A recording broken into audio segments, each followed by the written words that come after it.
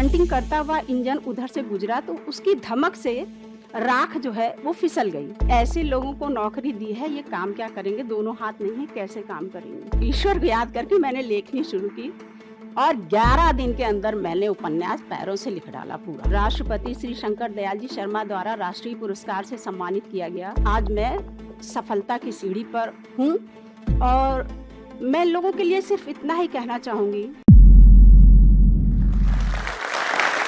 जब मैं 4 वर्ष की थी, मैं अपने माता पिता के साथ फैजाबाद में रह रही थी। मेरे पिताजी रेलवे में ड्राइवर थे और उनकी रनिंग की नौकरी थी। वे 4 दिन 5 दिन बाहर रहते थे, उसके बाद घर आते थे। एक बार मेरी माताजी काफ़ी बीमार हुई। मेरे सबसे बड़े भाई चंद्र प्रकाश श्रीवास्तव लखनऊ में रहते थे, तो उन्होंने सोचा, हम छोटे भाई बहन थे, उन्होंने भाई को बुलाने के लिए एक पत्र लिखवाया और उसे डालने के लिए पोस्ट ऑफिस मेरे भाई से कहा, जो मेरे तीसरे नंबर के भाई थे। वे जा रहे थे पोस्ट ऑफिस, तो मैं भी उसके पीछे चल दी।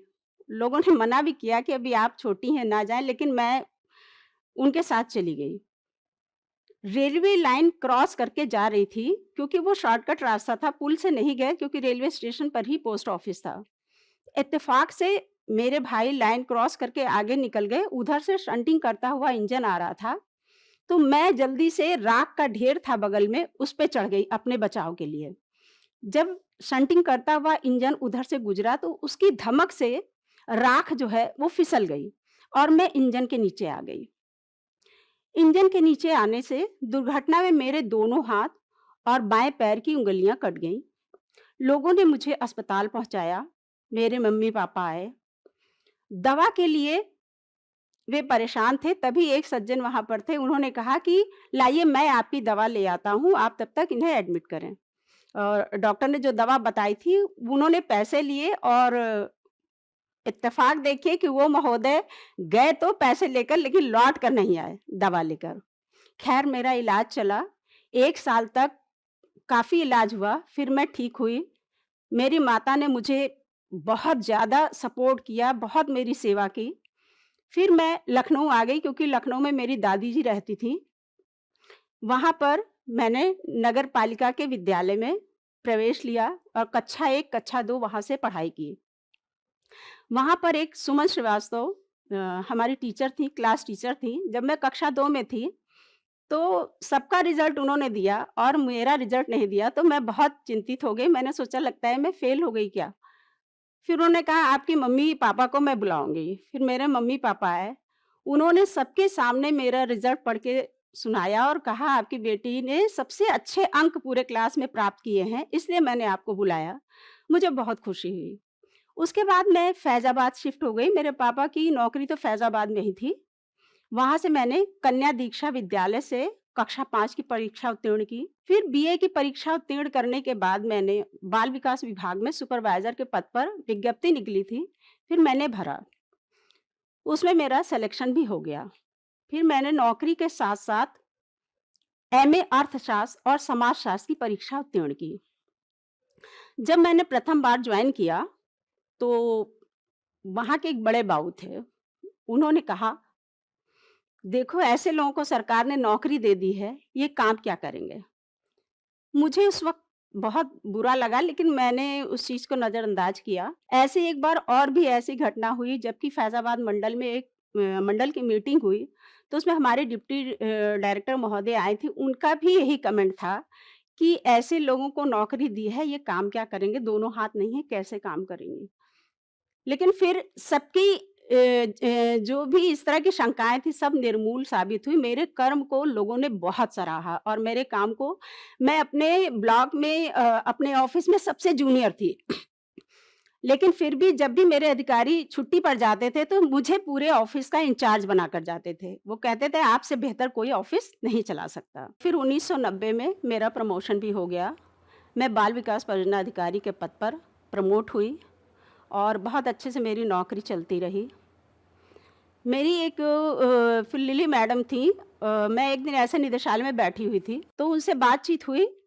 तो उन्होंने कहा कि कामिनी, आप कंप्यूटर पे टाइप करना शुरू करिए। मैंने कहा, मैडम, कंप्यूटर टाइप करने में तो दोनों हाथों की आवश्यकता पड़ती है।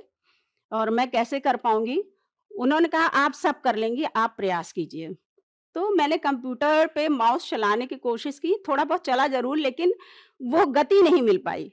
फिर मैंने लैपटॉप खरीदा, लैपटॉप पे सारे अल्फ़ाबेट चिपकाए हिंदी के और धीरे-धीरे टाइप करना शुरू किया। मेरे बेटे ने भी मेरा सपोर्ट किया, मैंने बाहर कहीं कंप्यूटर चलाना नहीं सीखा, लेकिन घर पर ही चलाना सीखा और आज मैं बहुत अच्छे से अपने ऑफ़िस का सारा काम कंप्यूटर पे ही लैपटॉप पर करती हूँ, प्रिंट आउट निकालती हूँ, मुझे किसी की भी हेल्प की ज़रूरत नहीं होती है। लगभग 1988 की बात है जब मेरी मुसाफिर खाना सुल्तानपुर जनपद में पोस्टिंग थी, तब मेरे घर के बगल में एक राधे श्याम आर्य जी रहते थे जो रश्मि रथी पत्रिका के संपादक भी थे।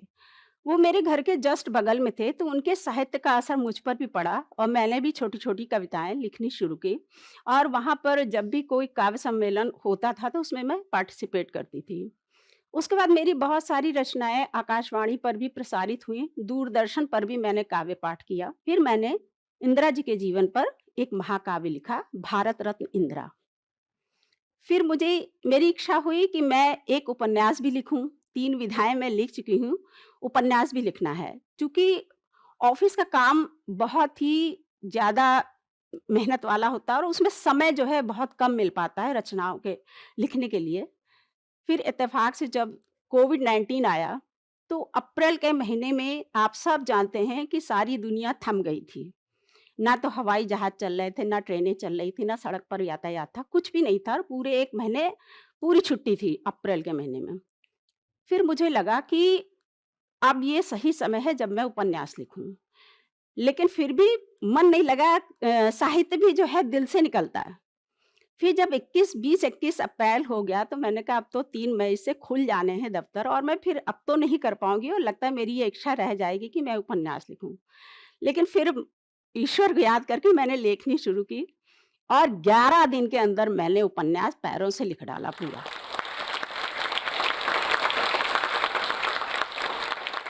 उसके बाद फिर मैंने टाइपिंग का काम शुरू किया और 19 दिन लगे पूरे उपन्यास को टाइप करने में।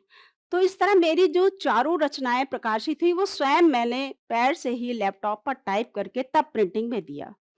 तो इस तरह मेरा साहित्यिक सफ़र अभी भी चल रहा है और मेरी आगे इच्छा है, अब मैं 30 जून को रिटायर हो जाऊँगी, तो मेरी इच्छा है कि मैं अपनी आत्मकथा लिखूँ और स्वामी विवेकानंद के चरित्र पर कुछ लिखूँ काव्य में क्योंकि मैं उनसे भी बहुत प्रभावित हूँ। मुझे अपने कार्य के लिए भी बहुत सारे इनाम मिले, बहुत सारे पुरस्कार मिले। मुझे माननीय राष्ट्रपति श्री शंकर दयाल जी शर्मा द्वारा राष्ट्रीय पुरस्कार से सम्मानित किया गया।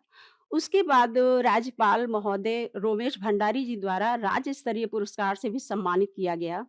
मेरी जो काव्य रचना पहली थी खिलते फूल महकता आंगन, इसके लिए मुझे हिंदी साहित्य संस्थान कर्मचारी हिंदी साहित्य संस्थान से मुझे रामधारी सिंह दिनकर अवार्ड से सम्मानित किया गया और उसके पश्चात 2016 में ही मुझे माननीय अखिलेश यादव जी मुख्यमंत्री जी द्वारा मुझे रानी लक्ष्मीबाई वीरता पुरस्कार से भी सम्मानित किया गया। लेकिन साहित्य के क्षेत्र में जब मुझे पहला अवार्ड मिला 2015 में माननीय सर्वेश अस्थाना जी ने यूपी प्रेस क्लब द्वारा मुझे सृजन सम्मान से सम्मानित किया। वो मेरा साहित्य के क्षेत्र का पहला पुरस्कार था। उसके बाद तो मुझे अनगिनत पुरस्कार मिले, लेकिन उस पुरस्कार ने मेरे अंदर ये भावना भरी कि हाँ, मैं भी साहित्य में अपना स्थान, अपना मुकाम बना सकती हूँ और आज मैं सफलता की सीढ़ी पर हूँ और मैं लोगों के लिए सिर्फ इतना ही कहना चाहूँगी कि कोई भी काम जीवन में असंभव नहीं है।